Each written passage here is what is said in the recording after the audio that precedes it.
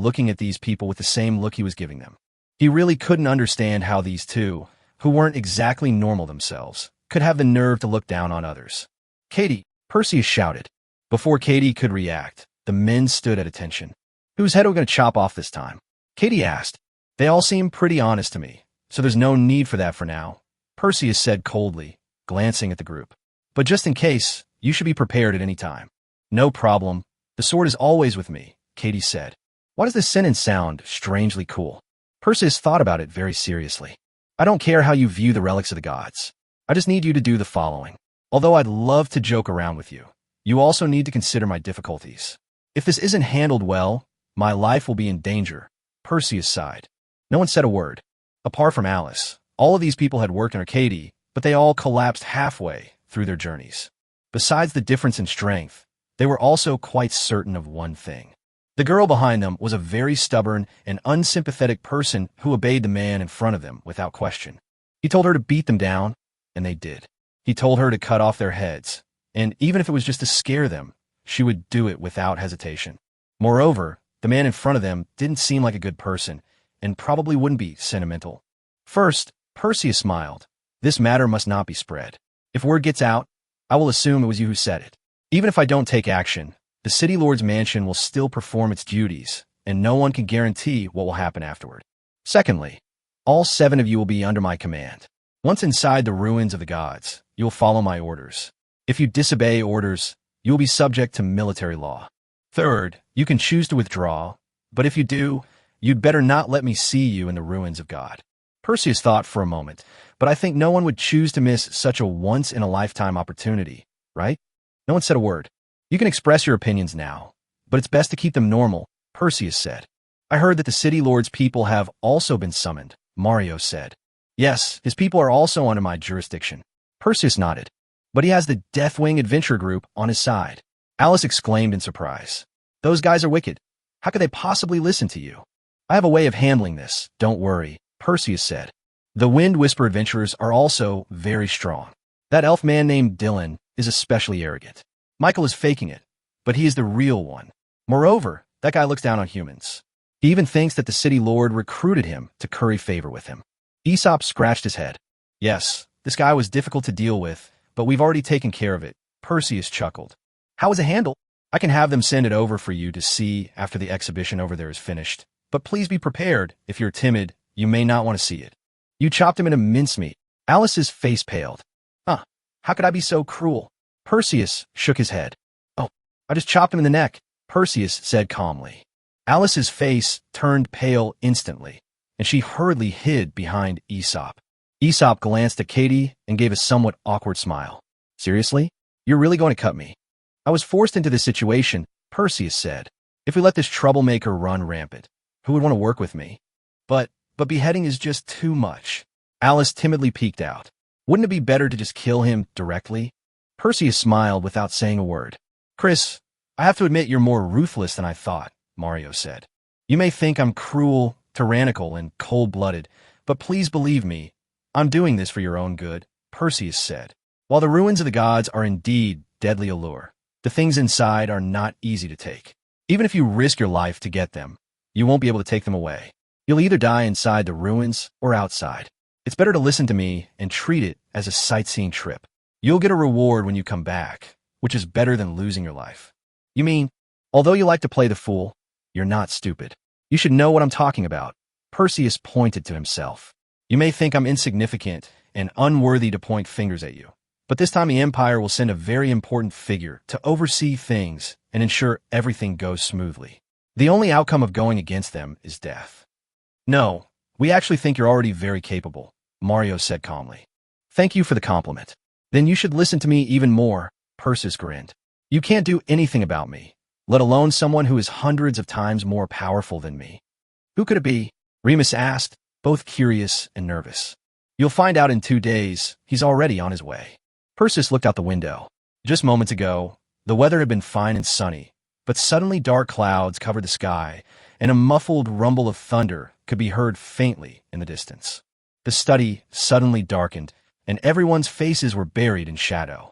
We are willing to listen to you, Mario sighed softly. We are too. Remus looked at her brother with concern. Michael's cold face was unreadable as he patted his sister's head reassuringly. Chapter 173 Zog. It looks like it's going to rain soon, Uncle. Crown Prince Andrei looked at the sky outside the carriage, which had suddenly darkened, and then looked with awe at the man sitting in the main seat. The man was lean and wiry, with sunken eye sockets and cheeks. He wore simple swordsman's clothes, with his sword across his lap. He kept his eyes closed and his back straight. The carriage bumped along the way to Eagle Peak City, but no matter how bumpy it was, his seemingly thin and frail body didn't sway at all. Prince Zog, the elder brother of the current Emperor Sharinria and the eldest son of a late emperor. Originally, as the eldest son of the emperor, he was the only choice to inherit the throne, but he was obsessed with swordsmanship and had no interest in becoming emperor. He strongly declined the position and recommended his most beloved younger brother, the current emperor, to be the crown prince. He hasn't made a public appearance for almost 20 years, and many people suspect that he is dead. But a few months earlier, on that night, someone saw his carriage parked near the Efren's house, and he didn't return until the matter was over, without getting out of the carriage. Many people know that he will take action if things don't go well. Few of the younger generation have heard of his abilities. Only the older generation can't help but tremble when they inadvertently mention him. Prince Zog first distinguished himself at the age of 15 by defeating his swordsmanship teacher, another renowned swordsmanship master whose defeated opponents could be piled up like mountains. Then he began to challenge others everywhere, not only the empire, but also neighboring countries. As soon as he heard of a master, he would run there.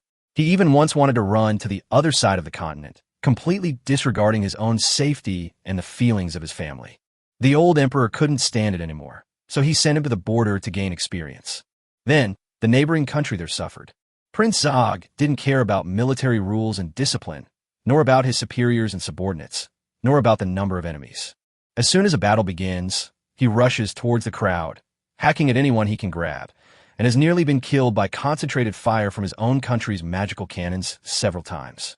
The general in charge of the army was extremely arrogant. He sent messages to the old emperor more than 10 times a day, asking him to call his son back. The old emperor did indeed call him back, but the son simply refused to return. So the battle turned into a fight where Prince Zog charged forward while the imperial army held back, letting him wreak havoc on the enemy lines until they were routed. Then he would return covered in blood and go alone to take a bath and change his clothes. No one can limit his performance because he is just too strong. Over time, the battle turned into a situation where, as soon as Prince Zog charged forward, the enemies would rush back as soon as they saw him coming, and more of them were trampled to death by their own people than were hacked to death. The war could not continue, and the enemy country ceded territory and surrendered. Zog returned to the capital as a result. Although he had achieved many military exploits, the military discipline he violated was enough to warrant his death 100 times over, so he was instead put in solitary confinement. After his confinement ended, no one was willing to fight him anymore. Unable to find an opponent, he could only compete with himself and began a long and arduous training. The trip was interrupted once by the death of the old emperor, and once by the visit to the Efren family. This time, he had to stop his cultivation again, just so that the royal family could stand out in the ruins of the gods and prevent outsiders from getting their hands on the treasures inside. Prince Zog was also Crown Prince Andrei's swordsmanship instructor. How much longer until Eagle Peak City, Andrei? Zog asked, his eyes still closed. 2 more days, Andrei said.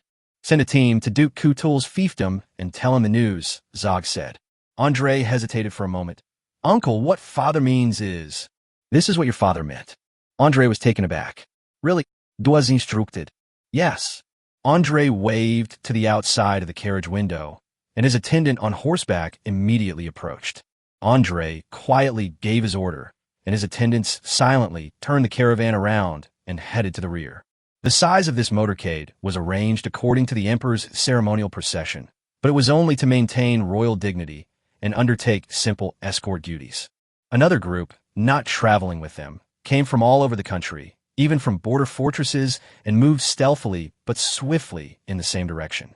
After making the arrangements, Andrei fell silent, his mind wandering far away, struggling to suppress his excitement.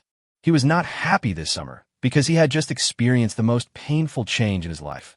The only girl he loved was taken away by another man, and he could only watch helplessly, unable to do anything about it. He had thought more than once about sneaking out of the capital to search for her, but he didn't dare. It wasn't that he lacked the courage to travel far, but rather that he feared she might suffer misfortune because of his willful actions. His father has made it clear more than once that there is no possibility between him and her. He wanted to fight back, but he knew his father. The father was a kind and caring father to his wife and children, but in reality, he was cold-hearted, stubborn, and would not tolerate anyone going against his decisions. Among his many children, his father loved him the most and was far more tolerant of him than his other younger siblings. But his performance in the first two instances had already exhausted all tolerance. He knew very well that if he acted recklessly again, the cruelest punishment would await him. He didn't care about being beaten or scolded, didn't care about being stripped of his position as crown prince, and didn't even care about losing his life. He knew what the cruelest punishment for him would be. Unfortunately, his father knew better than he did. Every day without seeing her was the most unbearable torment for him, but he could only endure it silently, counting down the seconds, waiting for the day she would return. That day seemed like it would never come.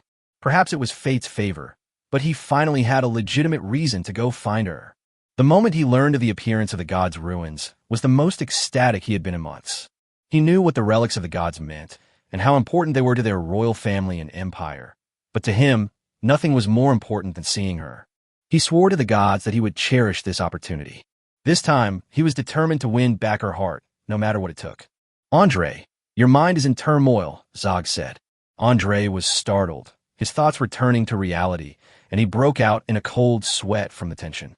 Zog finally opened his eyes, his sharp, hawk-like gaze sweeping across his forced composure. "Uncle," Andre said softly. "It's because of that girl from the Urfalin family," Zog said, his voice cold. Andre remained silent. "You should know your father's attitude toward her." Zog's gaze was piercing, making Andre unable to look him in the eye. "Yes," Andre said. "Now I'd like to hear your opinion." Zog stared at him. Suppressing his fear, Andre mustered his courage and met those eyes. "Uncle, I love her. I can't stop loving her." "You're putting your father in a difficult position," Zog said bluntly. "If he dies one day and you inherit the throne, and you marry her to make her your queen so that the Efflin bloodline can continue, what will your father do?" "I haven't thought that far ahead," Andre said softly, "but I think there must be a way to have the best of both worlds." "A win-win situation?" "Humph," Sok scoffed. "In this world, bad things always outnumber good things. It's good enough if you can do one thing well. What are you still dreaming about? But there's no harm in having such hope, is there? On the contrary, the hope of not realizing the possibility is not hope, but poison. It will make you sink into it and drown you in it," Zog said. "Andre, you must learn to distinguish what to persist in and what to give up." "But, Uncle, I don't want to give up on this," Andre frowned slightly. "I can give up anything, but I can't give up on loving her. I heard from your father that you once said you wanted to give up the position of crown prince for her sake." Zog's gaze turned cold. "Yes, I did say that." Andre nodded. Zog remained silent. "Uncle, it's too cramped and inconvenient in the carriage," Zog said casually. "If we were outside, I would keep you immobilized for days." "Didn't you give up yourself?" Andre said, somewhat annoyed. He wouldn't object to being disciplined like this by anyone else, but only by this uncle. He also knew that his father had almost failed to become emperor. "It was thanks to my uncle's concession. Can these two things be compared?" Sok found it. "Why not?" Andre said. "You were obsessed with swordsmanship, so you gave up the position of crown prince. I'm obsessed with her. Isn't that the same principle? Do you really think I gave up that position because I was obsessed with swordsmanship?" Zog glared at him impatiently. Could it be? Andre whispered. "This is just outsider's subjective speculation," Zog said calmly. "I gave up because I know I'm not cut out for it. I'm not good at governing the empire. If I were to take over, I would make a mess of the country." "But you are different," Zog said, looking at his nephew. "Your father has high expectations for you, and so do I. We both believe that you will be a good emperor in the future, better than any emperor in the history of the empire." "How is this possible?" Andre said instinctively. "It's been so long since I've hit you," Zog sighed. "Shut up. You'll find out soon enough. After—" "Yes, in the future," Zog said meaningfully. "There are many things you don't understand now, but that's okay. In time, you will know them yourself without anyone telling you." "Oh," Andre nodded belatedly.